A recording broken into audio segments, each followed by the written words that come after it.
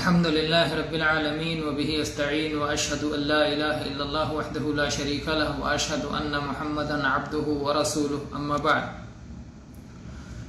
اللہ تعالیٰ کے اسماء و صفات کی توحید سے متعلق گفتگو کئی دروس میں چھوٹے چھوٹے مختصر دروس میں اس سے پہلے بیان کیے جا چکے ہیں، اور اہل سنت و جماعت کا طریقہ اس توحید میں، توحید اسماء و صفات میں جو ہے اسے تین بڑے عناوین سے بیان کیا جا سکتا ہے. پہلا عنوان اس بات کا طریقہ، دوسرا عنوان نفی کا طریقہ، اور ان دونوں پر ہم گفتگو کر چکے ہیں. اور تیسرا عنوان ہے کہ اہل سنت و جماعت کا طریقہ ان صفات سے متعلق جن کی نہ ہی نفی وارد ہے نصوص میں اور نہ ہی اثبات وارد ہے، اور لوگوں کے درمیان وہ متنازعہ اور مختلف فیہ مسائل ہیں، جیسے جسم، حیز، جہہ، اس طرح کے الفاظ. جہت، اللہ جہت میں ہے کہ نہیں ہے، اللہ کے لیے جہت کی صفت استعمال کرنا بہت سارے لوگ انکار کرتے ہیں، بہت سارے لوگ اقرار کرتے ہیں. تو اب کیا ہے اس میں صحیح؟ اس سلسلے میں اہل سنت و جماعت کا طریقہ یہ ہے کہ اس لفظ کے استعمال میں توقف کریں گے.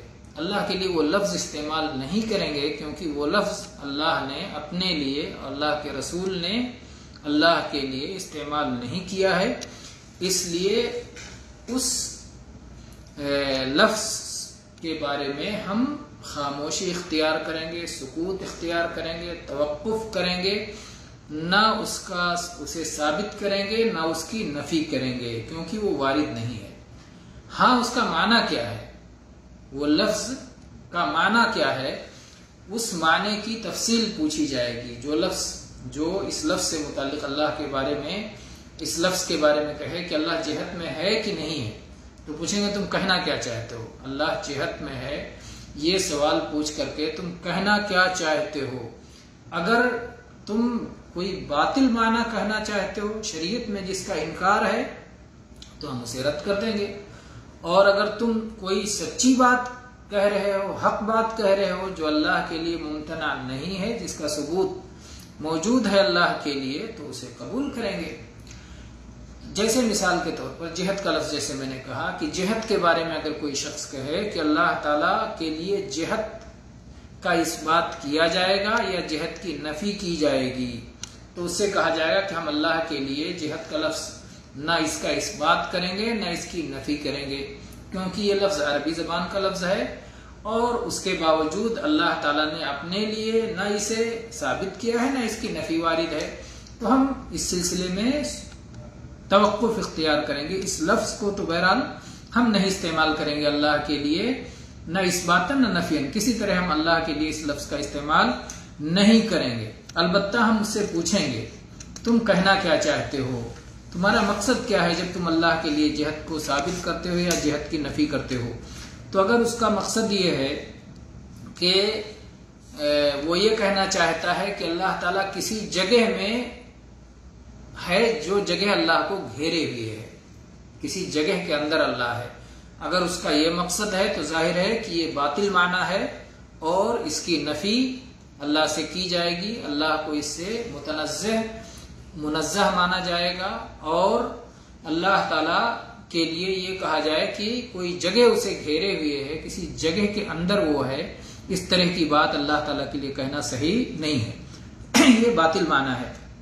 اور اگر اس کا مقصد یہ ہے جہت کہہ کر کے کہ اللہ تعالیٰ اپنی مخلوقات سے الگ ہے اور اپنی مخلوقات سے اوپر ہے، اللہ تعالیٰ اوپر اوپر کی جہت میں ہے، علو مطلق، یعنی کسی جگہ کی حد بندی اس کے لیے نہیں ہے، بلکہ علو مطلق ہے، اوپر ہے اللہ اپنی مخلوق سے.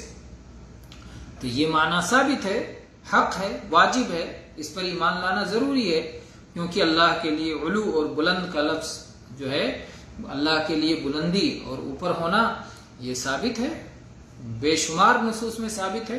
اس لیے اسے ہم اقرار کریں گے، لیکن لفظ جہت کا ہم استعمال نہیں کریں گے، کیونکہ شریعت میں یہ لفظ نفیاً اور اثباتاً وارد نہیں ہے۔